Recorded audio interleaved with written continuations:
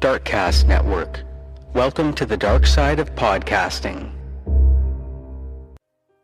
Though our podcast focuses on unsolved missing persons cases, over the course of the last 5 years, we've seen movement on many of the stories that we've covered, including some resolutions. This week, we're going to revisit a few of the missing people whose stories we've told on this podcast and give you updates on what's going on in their cases today. When a person goes missing, there's a special kind of pain in the not knowing. I want to tell you the stories of those who never came home. Today, I want to update you on the stories of Tyler Goodrich, Aubrey Dameron, Mamta Kafle, and Alicia Navarro. I'm Kona Gallagher. And I'm Ethan Flick. And this is And Then They Were Gone.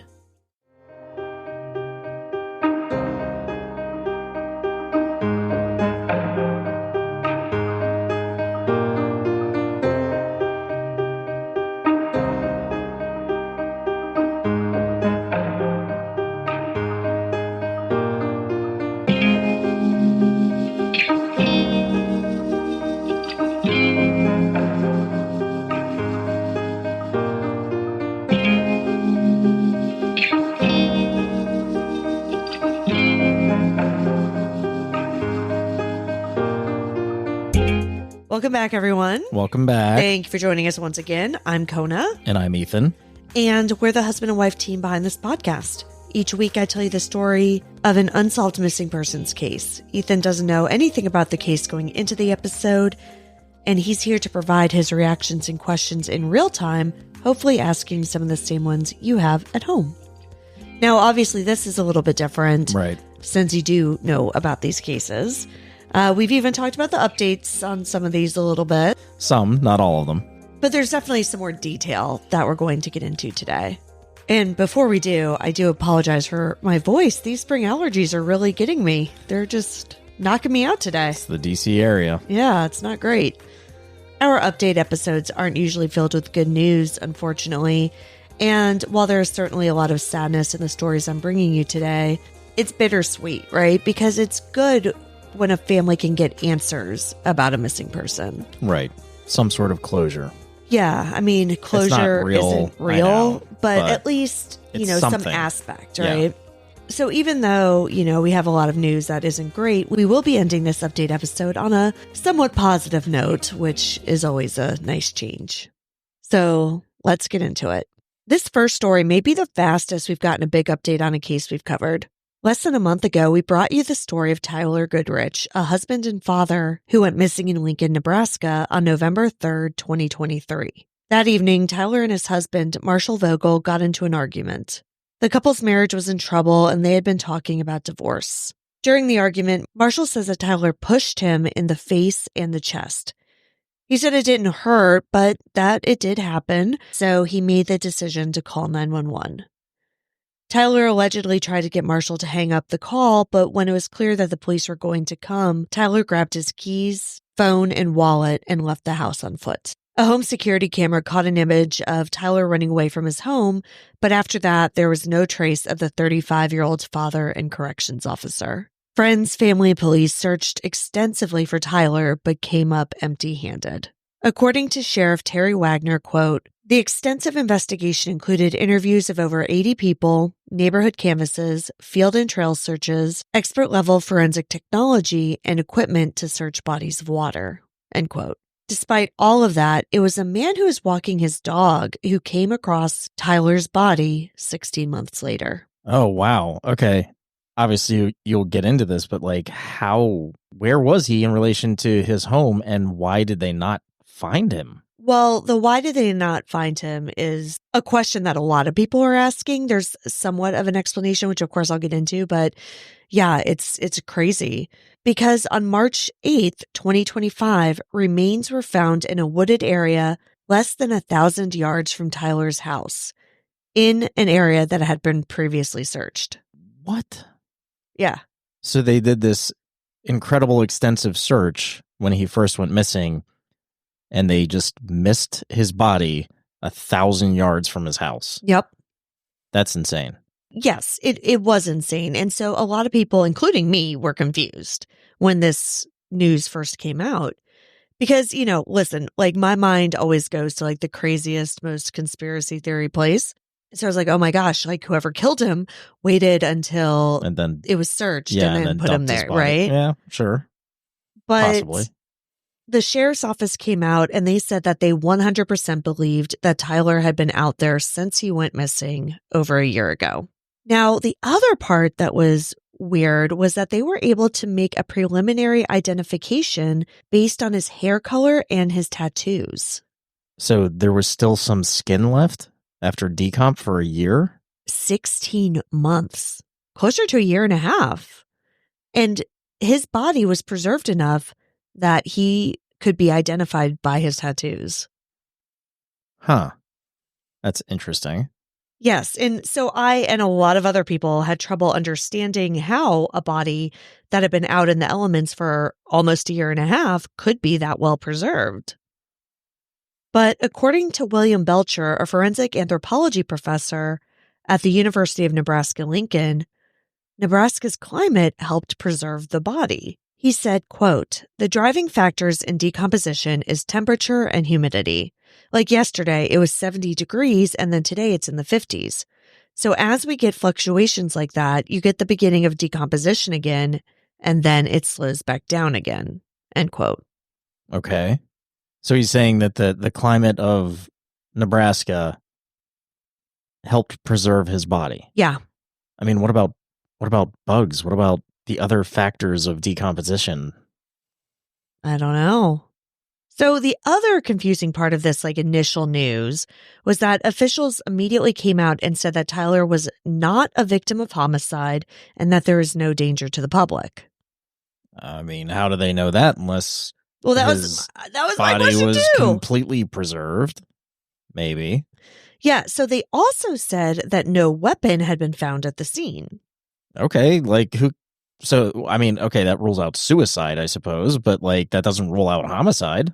Yes, that was what I thought too. And I made a video about this on TikTok and I was like, I don't understand. How can they say it's not homicide? Because if there wasn't a weapon at the scene, how was it suicide? And I was like, I don't understand what happened. How did they come to this conclusion so quickly? Yeah.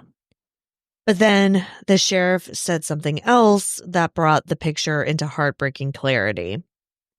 He said that the volunteers who had searched that area had been looking at ground level.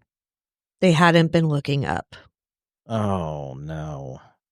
Tyler's body was found in a tree. Shit. After the autopsy was completed, Sheriff Wagner held another press conference and spoke of the results. Quote, "The autopsy report concluded there were no signs of violence or trauma, with all skeletal portions present and accounted for.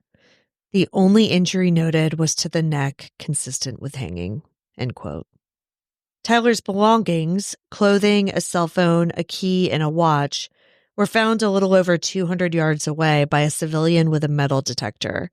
It is believed that those items had been moved by animals. This news was shocking and devastating to Tyler's loved ones, many of whom had been insisting that Tyler would never take his own life. He had kids, he had a job, he had plenty of friends and family who loved him. Plus, this fight with his husband was a relatively minor incident. Yes, the police were called, but he wasn't facing life behind bars or anything. Right, but we don't know what his exact mental state was. No, of course not. At the not. time, or any other demons he might have been fighting. I mean, who knows what his, personal history was, and it's tough to really understand suicide at all. Yeah, and I think it's really important to realize that within pop culture and things, we're kind of trained to look out for these signs, right? Of, somebody who's going through depression, somebody who's dealing with suicidal ideation. And the fact is that in some cases, the signs simply are not there. I think in a lot of cases, they aren't there. Yeah, and I actually wanted to look into this because of the fact that for 16 months, his family and friends, the people who knew him best, who loved him, who did know his history, who did know, as much about his mental state as somebody could who's not him, kept on saying, no, he wouldn't do this. There's no way he would do this. So I really wanted to look into it. And according to the Suicide Prevention Resource Center, unplanned or impulsive suicides are far more common than a lot of people think. According to a South Korean study of people who had made suicide attempts, about 13% of the sample had made a planned attempt, while nearly 87% had made an impulsive attempt. It goes on to say, quote, in both groups, the most common mental health diagnosis was major depressive disorder, and the most common trigger was interpersonal conflict. However, depressive disorders were significantly more common among planned suicide attempters, while interpersonal conflict was significantly more frequent among impulsive attempters, end quote. And of course, this is absolutely speculation on our part. And the main reason why I'm talking about this is just so that people can be aware in looking at people within your own life, right?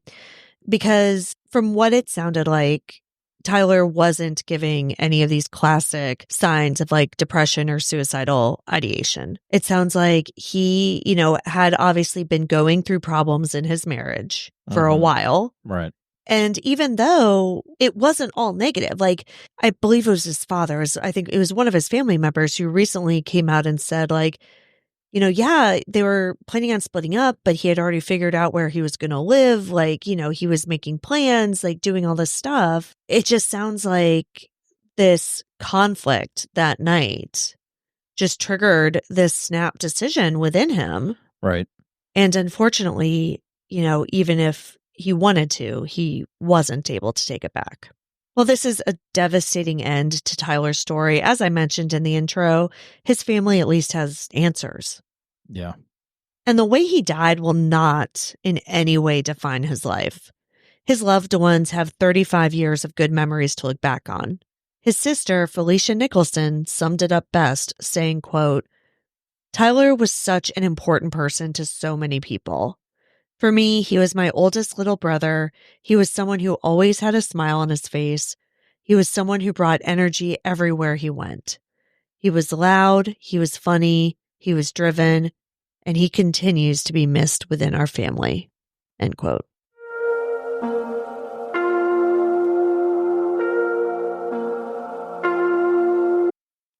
Hey everyone, it's Kona. Remember when I told you about True Diagnostics' True Age Test? Well, I've got more details about this cutting-edge way to measure your biological age, so let's dig a little deeper into what you can actually learn with this test. True Age analyzes hundreds of thousands of markers on your DNA to reveal your true biological age and how fast you're aging compared to normal. By the way, 90% of aging is actually driven by lifestyle and environment, not just genetics, which means that knowing this info gives you the power to improve. In addition to your true biological age, True Age tells you how fast 11 key organ systems are aging, including your heart, brain, lungs, liver, and more. I feel pretty good about my cardiovascular health, for instance, but I'm really curious to see how my brain is holding up at this point. You'll also get a breakdown of 75 plus key longevity biomarkers, which are things like metabolic health, immune response, and even risk factors for certain conditions. And what I love is that along with your results, you'll receive personalized recommendations to help you improve those numbers and even potentially reverse your biological age over time. So if you're serious about longevity or just curious about what your body's real age is, head over to truediagnostic.com and use my code ATTWG to get 20% off your entire order. This is your chance to take control of your aging and make every year count more for your health. Visit truediagnostic.com and use ATTWG at checkout to get 20% off. Ever lie down after a long day only to toss and turn, wishing for a better night's sleep? I've been there too. I'm terrible at sleeping. And after a while, it really makes you just question all of your life decisions, including the mattress that you're sleeping on. Maybe that's the culprit. March is Sleep Awareness Month, and so I want to talk to you about Avocado Green Mattress. You've probably heard of them. They're the mattresses that are made with organic and natural materials. All of Avocado's mattresses are crafted with certified organic latex, wool, and cotton, ensuring a safe, healthy sleep environment free from harmful chemicals and toxins. Their mattresses also promote better sleep through breathable, naturally temperature-regulating material. Whether you like a firm mattress, a plush mattress, they've got you covered. You can even take a mattress quiz to see which mattress and comfort option is right for you. And you can rest assured that you made the right choice because they offer sleep trials up to 1 year and generous warranties so that you have your peace of mind. Plus, they have easy financing options with Affirm, so there's just really no reason not to take control of your sleep. Avocado mattresses are better for you, better for the planet. Head to avocadomattress.com today and save up to 10% on certified organic mattresses. Dream of better.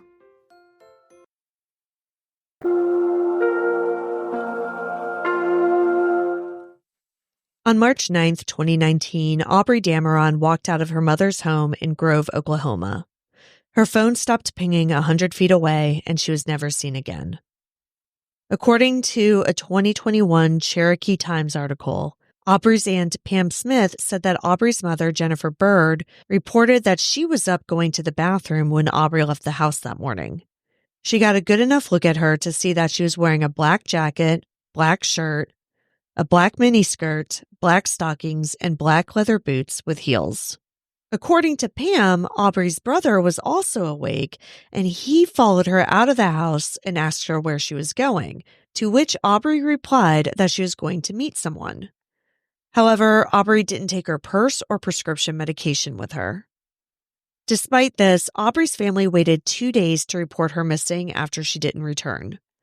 They also didn't inform the rest of Aubrey's family. Her closest relative and best friend, Christian, and his mom, Pam, didn't even hear about Aubrey's disappearance until a week after it had happened. As soon as they did find out, though, Christian and Pam began to mobilize and work tirelessly to find Aubrey and bring her home. On February 5th, 2025, nearly 6 years after she went missing, Aubrey's remains were found in Pitcher, Oklahoma, about 40 miles away from where she was last seen. Cherokee Nation Principal Chief Chuck Hoskin Jr. released a statement after the identity of the remains was confirmed. Quote, "After nearly 6 years missing, our Cherokee Nation citizen, Aubrey Dameron, has been recovered today. Our thoughts and prayers are with her Aunt Pam and Uncle Christian, who always put Aubrey's missing persons case and all MMIP cases in the forefront where it belonged. Aubrey, who was extremely proud of her Cherokee culture, had a bright future and her young life was cut too short. Our marshals led many searches for her, erected billboards to help find her, and helped raise awareness on her case and that of many others over the past few years. We know her family is in mourning, and Deputy Chief and I and the entire tribe offer our condolences and support to her family and friends during this difficult time. Rest in peace, dear Aubrey." End quote. So is there any details about how they found her, state of her body, any theories about what happened, anything? No, unfortunately, there really isn't any information like that that's out yet. We don't know what happened to her or how she ended up where she was found. Again, she was waiting for somebody to pick her up, allegedly, according to her family's story. Yeah. She didn't have a car, she didn't get there herself. So one way or another, somebody took her there. 40 miles is a long way. Yeah. So we don't know if she was taken there while she was alive or if her body was taken there. Right. And we really don't even know exactly when she died. Yeah. What I do find interesting, and I don't know if you noticed something maybe a little weird about that statement, Aubrey's mother and brother were not mentioned in it. Oh, yeah. When he was offering condolences to the family, he didn't mention them. I mean, not specifically. Didn't he say and her entire family? But yeah, but he mentioned Pam and Christian by name. Yeah. So what's that about? Well, a lot of people are suspicious of their story. Aubrey was transgender, and there was a lot of conflict apparently within her immediate family about that fact. And we talk about this in the initial episode, but there are people who don't really believe the story of Aubrey's mom waking up in the middle of the night and happening to see her daughter leaving the house. Right. And plus, like I said, there was the delay in reporting her missing. They didn't tell the rest of the family. Pam and Christian, I believe, if I remember correctly, found out about Aubrey being missing from Facebook. And, from what I understand, like they didn't really assist in like searches or anything like that. So there's a lot of questions about the house that Aubrey was living in. She has a stepfather who was there as well, and what was going on there and what actually happened on the night of March 8th. A memorial service was held for Aubrey on February 15th in Oklahoma City. Her Aunt Pam spoke, but it doesn't seem as though her mother or brother were in attendance. Pam and Christian said on the Remembering Aubrey Dameron from Grove, Oklahoma Facebook page that they are planning a celebration of life for her, but that they're waiting for the medical examiner to release her remains. And that post was from, I would say, late February, but there haven't been any updates in terms of that since then. Aubrey went missing 6 years ago. Right. So I'm sure it's really difficult to determine a cause of death, a manner of death, any of it. So I think it is going to take a while for them to investigate her remains to see what kind of evidence they can get. Yeah, I mean, that long, you're talking about all soft tissue being gone. Yeah. Who knows how long her remains were out there, what kind of animals disturbed them. Right. Yeah, exactly. And we don't know where they were found. We don't know if they're completely exposed. Right. We don't know if, she had been buried. Like we really just don't know what the conditions were. Yeah. I don't know if any of her clothing or belongings were with her at all. Yeah. Because that can also potentially give preserve evidence. Exactly. Right. So unfortunately, they've just been very tight-lipped about all of that. At the service, Pam spoke of her beloved niece, saying, quote, "She was so proud of her identity as a transgender woman, and we are forever missing her and the powerful legacy of kindness she has left behind.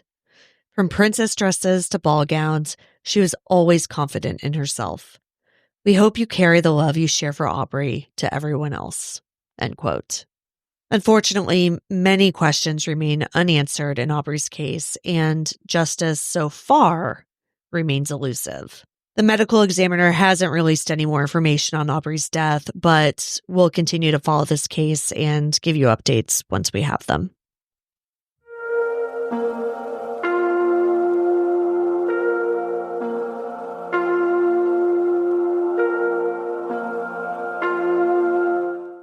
We've covered Mamta Kafle's case on this podcast, but I've been covering it extensively over on TikTok and YouTube. Because of this, no matter what I make content about, whatever case it is, there's always at least one comment asking me about updates on Mamta's case. So that's why I decided to put her in this episode, even though there truly hasn't been much happening. Now, for those of you who may be unfamiliar with her story, Mamta's case is local to us. She lived in Manassas Park, Virginia, about 45 minutes from where we are. The last time Mamta Kafle spoke to anyone outside of her home was the evening of July 29th, 2024, when she had a video call with her mother in Nepal. When her mom called Mamta back the next morning at around 11 a.m., her call went unanswered. According to prosecutors in Prince William County, Virginia, that's because Mamta was dead. Mamta's husband, Naresh Bhatt, claims she had taken off, leaving both him and their 11-month-old daughter behind. After weeks of public outcry and multiple search warrants, Naresh Bhatt was arrested on August 22nd, 2024, on the charge of concealing a dead body. Over the next several months, there were hearings in which the prosecution detailed a horrific case against Bhatt, one that involved him killing his 28-year-old wife in their Manassas Park home and disposing of her body. Then, on December 2nd, new evidence led prosecutors to charge Bhatt with 2 more crimes: defiling a dead body and first-degree murder. Naresh's trial is scheduled to begin on September 8th, 2025. And there haven't been any hearings in this case since December 2024. And one of the last issues that was brought up in these hearings was that Court TV had requested to come and film the trial. Now, in that hearing, the defense indicated that they would oppose that request, and it sounded like we were going to have a hearing on that issue. A status hearing was scheduled for this case for March 20th, 2025, but both sides mutually agreed to cancel it as there were no current issues that were before the court in this case. Other than the Court TV? Well, that's the thing. So I don't know where we are on the court TV issue. I don't know if they came to some sort of agreement without having to have a hearing. I don't know what's going on with that. And that's what I was hoping to find out at the March 20th hearing. The only other real movement on this case that's happened since December was discovery.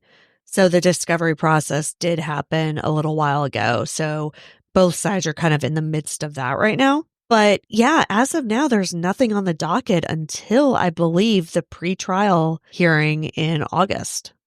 Now, going back to the court TV thing, fun fact, some of you may have seen the inside of this particular courtroom on court TV before. This court was also the site of the Lorena Bobbitt trial. For those of you who don't remember, Lorena Bobbitt is the woman who famously cut off her husband's penis after accusing him of repeatedly sexually assaulting her. And that case was an absolute media circus that made national news. So I can see why Prince William might be trying to avoid a repeat of that situation. Yeah, I mean, I definitely don't blame them for that. That was a pretty significant case, from my childhood. Yeah. I mean, I guess from our childhood, yes. But I wasn't even obsessed with or even interested in true crime, unlike you. Yeah, but even so, I wasn't I wasn't watching this trial on court TV or no, anything. But it was everywhere. You couldn't get away from it. You couldn't. You truly could not. It was one of those trials that made it onto the late night shows and everything. Yeah, everything. Every news segment. Morning cartoons were interrupted for it. I mean, it was ridiculous. Yeah, it was. So if Court TV does film, it'll be interesting because that's obviously going to get a lot more attention onto this case. And there's so much local community attention on it that for one of the hearings, I believe it was his bond appeal hearing, if I'm remembering correctly, the courtroom was so full that they ended up having to turn people away. And nobody usually shows up for those hearings. Yeah. So I can't even imagine what the actual trial is going to be like. I'd like to make a prediction on that. And I know you and I have talked about this before, but my prediction is that as the trial gets closer, he cops to a plea deal. Yeah, honestly, I give the chance of a trial. I'm 50-50 at this point of us even having a trial. And again, this, going back to another local case that we've covered on this podcast, Bethany Decker, that was the same thing. I was planning on covering that trial because that was even more local. That was that case was in our town, a mile from our house. Yeah. So I was going to go to that trial and cover it. But I believe it was about a week, 10 days, something like that, before the trial was supposed to start. Ronald Roldan, the man who killed her, pleaded guilty. Right. So yeah, I can definitely see something like that happening in this case.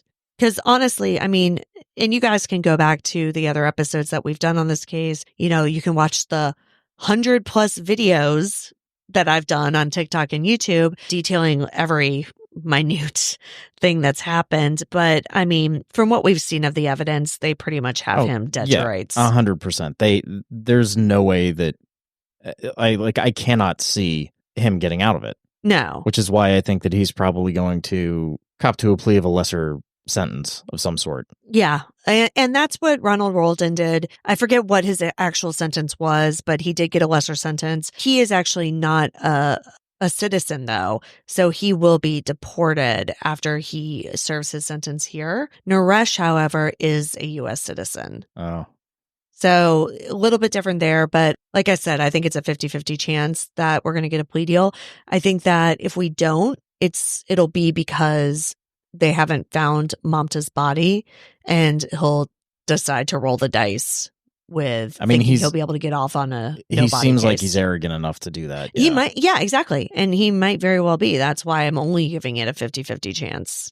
But that does lead into the only other update that I really have right now about Mamta's case, which just came out. And so they are still searching for her remains. They have been actively searching for her remains since last summer. Manassas Park Police Chief Mario Lugo recently told reporters that they've basically exhausted all of the leads that they had on where she may be. And so unless they receive anything new, there isn't really much more they can do. in that regard, unfortunately. And, that's obviously like a devastating thing to hear because her family very much wants to find her remains. They want to give her a proper burial.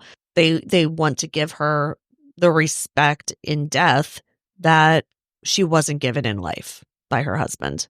And that's just a little bit more difficult if they can't find her body. So, but that's not to talk bad about Manassas Park PD because no. if I don't want to get into it here, but I mean, if you understand what the theory is behind how he disposed of her body, I mean, it's next to impossible for them to find her. Right. But they are still trying. And so with that said, Page County, which is about 60 miles away from Prince William County, released a statement saying that searches are underway there. Now, the Page County landfill is one of several final disposal sites for waste from Northern Virginia waste companies. And investigators have searched several landfills in our area already, so this probably is the last chance they have of recovering any of her remains that may have been disposed of in that way. If you remember, Naresh was seen on CCTV dumping trash bags in various dumpster locations across Northern Virginia, often in the early morning hours. Again, this is a short update. There's really not much going on, but I knew that I would get a billion comments if I didn't at least give you something on Mamta's case. So I will continue to cover it, and I plan on attending any other hearings as well as the trial if it does actually happen in September. Now, I want to end on a more positive note with an update on a case that we covered that had a happy ending. Yay. Yes. I know. I mean, as happy as you could possibly get. Yes. Alicia Navarro.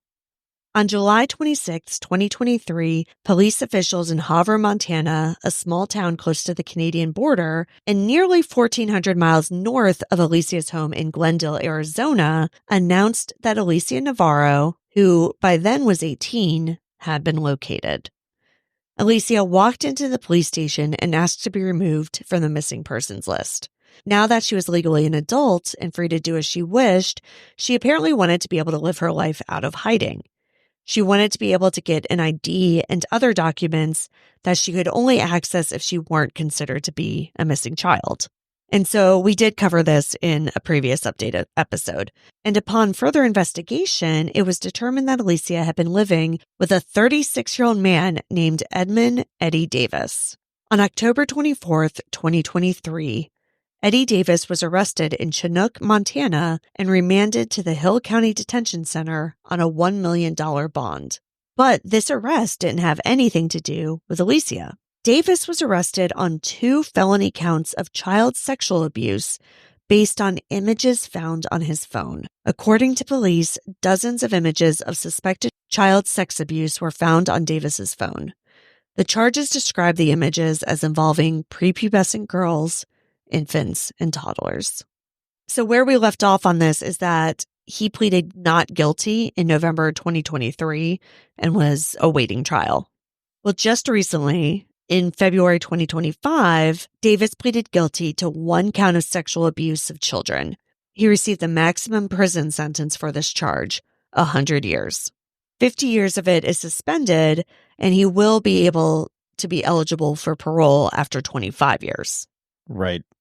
How old will he be then? I don't know. When all this happened in 2023, he was 36. So he's probably like 38 now, let's say. He'll be in his 60s. Okay. Eligible, not. Eligible. That doesn't mean he's going to get it. Right. Yeah. Yeah. So while I'm sure there are people who would prefer that, he was locked up and they threw away the key, this is still good news for a couple reasons. One, a horrible predator is off the streets and will not be able to harm any more children. And 2, getting him on these child sex abuse images instead of anything having to do with Alicia spares her from a trial. It spares her from having to testify. It spares her from having to go back to Montana. Right, which would all be essentially re-traumatizing her. Oh, absolutely. Obviously for a purpose, yes. But, I mean, if you can avoid that, avoid it. Yeah. So now she doesn't have to do any of that. This guy's behind bars, and she just gets to start the healing process and move on with her life, as best as she can. And to me, that really seems like it's the best case scenario in terms of resolving her case, at least the legal aspect of it. Obviously, there's a lot of trauma there. There's a lot that she and her family are going to be working on, and I'm sure have been working on since November 2023. Yeah. But the outcome of this case, previous to her being found, could have been much worse. Absolutely. It could have just gone on forever. Yeah. Or, something much worse could have happened to her. And so she's back with her family now. And like I said, does have the opportunity to heal away from this guy. Even though most of our updates aren't happy endings, I'm always glad when families are able to get some answers. We'll continue to follow these cases and bring you updates as well as information that may pop up on other stories that we've shared.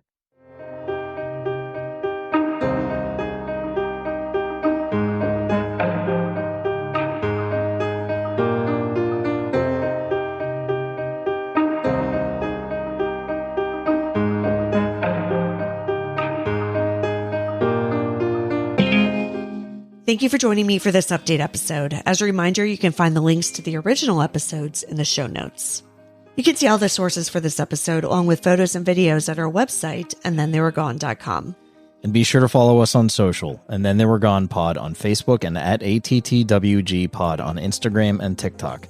If you like what we're doing, please subscribe and consider leaving a 5-star review on Apple Podcasts. It will help new listeners find us. And the more people that listen, the more chances we have of bringing someone home.